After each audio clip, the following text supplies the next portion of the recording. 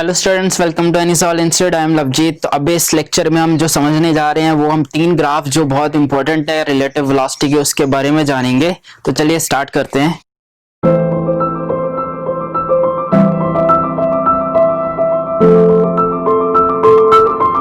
तो इस ग्राफ्स में हम देखते हैं कि हमारे पास जो सबसे पहला ग्राफ है रिलेटिव वेलोसिटी का और वो पोजीशन टाइम के लिए है। पहला ग्राफ जो है वो हम इस तरह से कह सकते हैं पोजीशन टाइम के लिए, this is for position time graph. So we have position here, sorry time here and position here. So y axis पे मैंने पोजीशन ले लिया है और x एक्सिस पे मैंने टाइम ले लिया है। और मैं अगर बोल रहा हूं कि मेरे पास एक बॉडी इस तरह से जा रही है और एक बॉडी इस तरह से जा रही है, मेरा बनाने में इधर उधर हो सकता है बट आप ध्यान से सुनिए इसको। एक बॉडी यहाँ पे है और एक बॉडी यहाँ पे है। अब मैं बोल रहा हूँ कि दोनों लाइंस जो पैरेलल हैं, आपको दिख भी रही होंगी पैरेलल ही बनी है, दोनों लाइंस जो है पैरेलल हैं। और यहाँ से यहाँ तक का जो डिस्टेंस है वो x01 है और यहाँ से यहाँ तक का जो डिस्टेंस है वो x02 है। ये डिस्टेंसेस मैंने बोल दिए और इनके वेलोसिटीज मैंने बता दिए कि va वेलोसिटी से जा रहा है और ये vb वेलोसिटी से जा रहा है। तो मैं बोलूंगा कि ये जो ग्राफ है हमें क्या रिप्रेजेंट कर रहा है, इन दोनों की वेलोसिटी में क्या रिलेशन होना चाहिए, कौन सी वेलोसिटी ज्यादा होनी चाहिए, कौन सी कम होनी चाहिए, या फिर क्या दोनों इक्वल भी हो सकते हैं, नहीं हो सकते। तो इस ग्राफ के लिए आंसर है कि va जो है वो vb के इक्वल ही होगा, बिकॉज दोनों लाइंस क्या है, पैरेलल। ये चीज याद रख लेना, जब दोनों लाइंस पैरेलल हैं, if both lines are parallel then we can say both velocities are equal. दोनों वेलोसिटीज इक्वल हैं। तो दो वेलोसिटीज अगर इक्वल आई हैं मतलब vba जो है मतलब vb माइनस va जो है, जो कि क्या होता है x माइनस एक्स नॉट ओवर टाइम होता है। तो अगर अब मैं बोल रहा हूं कि जो दोनों की डिस्प्लेसमेंट है, अब देखिए ये x01 है, x02 है।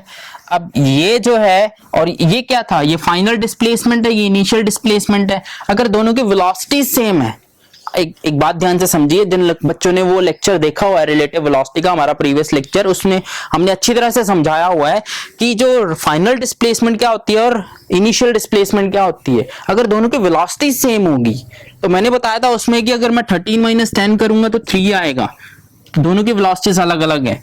अगर मैं 10 माइनस 10 करूंगा तो 0 आ जाएगा, बिकॉज वेलोसिटीज दोनों की सेम होंगी।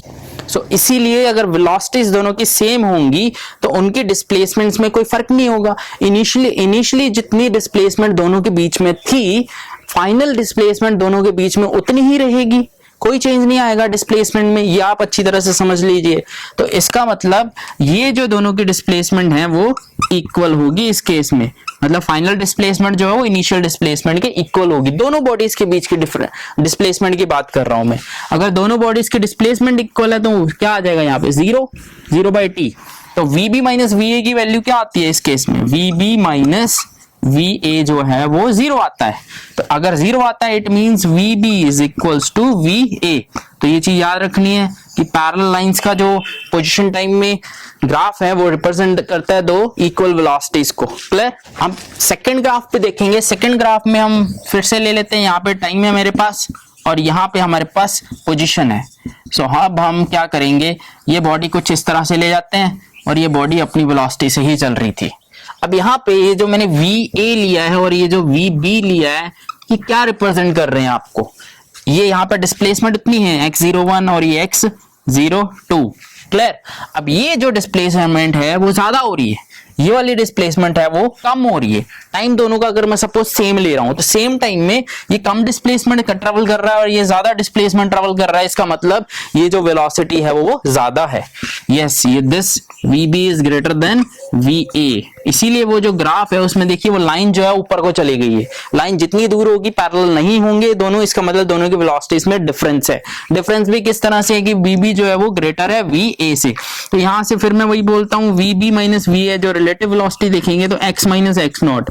तो इस केस में हमारे पास जो x है वो ग्रेटर देन है x नॉट। तो इनिशियली जो डिस्प्लेसमेंट होगी, इनिशियली कुछ इस तरह से बॉडीज होंगी, पैरेलली होंगी, जो दोनों के बीच की डिफरेंस होगा इनिशियली वो फाइनल का कम होगा।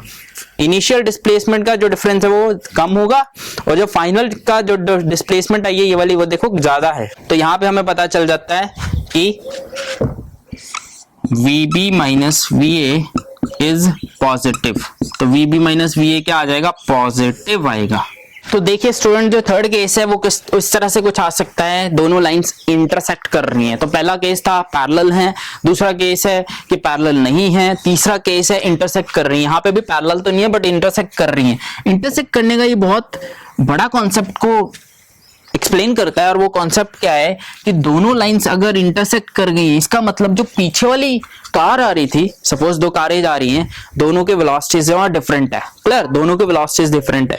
जो पीछे वाली कार है वो कुछ काफी डिस्टेंस बाद काफी टाइम बाद शुरू होती है सपोज, या फिर मैं बोल देता हूँ काफी दूर से स्टार्ट करती है, वो दोनों सेम टाइम पे स्टार्ट होते हैं। सो काफी दूर से स्टार्ट होगी तो क्या होगा, पीछे वाली की स्पीड जो है मैं ज्यादा लूंगा। पीछे वाली की स्पीड अगर मैं ज्यादा ले रहा हूँ, बहुत ज्यादा ले रहा हूँ, अगर मैं बोल रहा हूँ 2-3 टाइम ज्यादा स्पीड है आगे वाली गाड़ी के, तो क्या करेगी, पीछे वाली गाड़ी जो है आगे वाली गाड़ी को क्रॉस कर देगी। तो यहाँ पे वही केस हुआ है कि जो पीछे वाली गाड़ी थी, जो कि VA था, वेलोसिटी जो थी, वो इसको क्रॉस कर गई है। तो यहाँ पे मैं बोल सकता हूँ कि जो मेरे पास VB माइनस VA आ रहा है वो is negative. VB minus VA जो है वो नेगेटिव है, क्योंकि VB जो है कम है और VA जो है वो ज्यादा है, clear. VB is less than VA, तो इस केस में VB is less than VA। तो हम ये कह सकते हैं कि जो VB माइनस VA है वो आता है x माइनस एक्स नॉट बाय T। तो अगर VB कम है, इसका मतलब जो फाइनल डिस्प्लेसमेंट है दोनों के बीच में वो कम हो गई है। पहले इनिशियल डिस्प्लेसमेंट ज्यादा होगी, अब जो फाइनली जो डिस्प्लेसमेंट है ये वो कम हो गई है, तो इसका मतलब जो फाइनल डिस्प्लेसमेंट है वो कम है। तो ये भी केसेस आप याद रखना डिस्प्लेसमेंट के लिए और फाइनल वेलोसिटीज के लिए। क्लियर हो गया होगा आपको तीनों केसेस जो हैं। नेक्स्ट लेक्चर में हम देखेंगे कि जो डायरेक्शंस हैं, रिलेटिव वेलोसिटी हम किस तरह से डिफाइन कर सकते हैं। अगर कोई बॉडी किसी दो डायरेक्शंस में जा रही है, या फिर दोनों अप्रोच कर रही है एक दूसरे को, या फिर दोनों जो है ऑपोजिट डायरेक्शन में जा रही हैं, या फिर दोनों जो है पैरेलल डायरेक्शन में जा रही हैं। ट्रेन्स की एग्जांपल होती है ना, जैसे दो ट्रेन्स पैरेलली चल रही हैं, ये दो ट्रेन्स ऑपोजिट डायरेक्शन में मूव कर रही हैं। आपने देखा भी होगा दो ट्रेन्स अगर पैरेलल जा रही हैं तो हमें ऐसा फील होता है कि दूसरी ट्रेन चल ही नहीं रही। क्यों होता है? बिकॉज अगर दोनों ट्रेन पैरेलल जा रही हैं और दोनों की वेलोसिटी सेम है तो वहां पे रिलेटिव वेलोसिटी जो है जीरो हो जाती है। एक बॉडी के रिस्पेक्ट में दूसरी बॉडी की स्पीड देखेंगे तो वो जीरो दिखेगी, क्योंकि दोनों की वेलोसिटी सेम है।